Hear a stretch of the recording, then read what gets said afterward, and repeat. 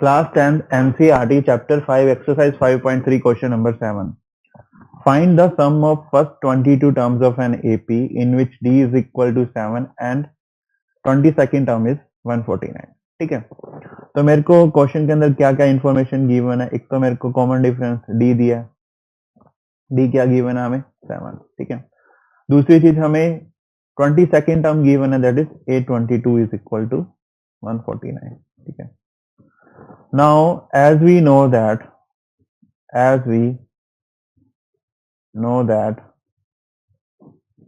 an is equal to a plus n minus 1 d, जहां पर a first term है, d common difference है।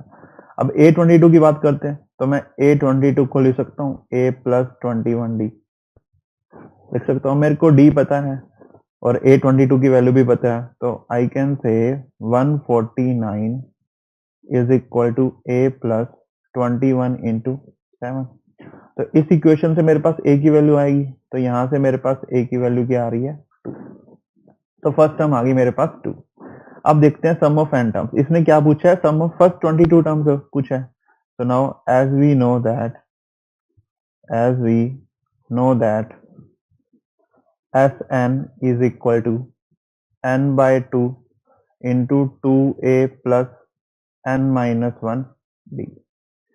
ये भी यूज कर सकते हैं या फिर मैं ये भी यूज कर सकता हूँ। मेरे को 22 टर्म्स के लिए निकालना है ना, तो मेरे को 22th टर्म भी गिवन है, मतलब लास्ट टर्म भी गिवन है, तो मैं ये वाला फॉर्मूला भी यूज कर सकता हूँ n by 2 into a plus l, ठीक है। तो देखते हैं S22 क्या बनेगा, 22 बाय 2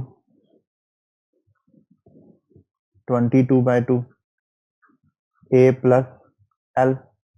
अब L में यानी कि क्या होगा इस केस के अंदर 22nd टर्म होगी और वो हमें गिवन है, तो ये क्या बनेगा 22 बाय 2। A अभी हमने निकाला था 2 और L हमें क्या गिवन था 149, ठीक है। तो ये हमारे पास क्या आ गया 11 इंटू 151, तो इसकी वैल्यू क्या आ रही है 1661। तो यही हमारा फाइनल आंसर है।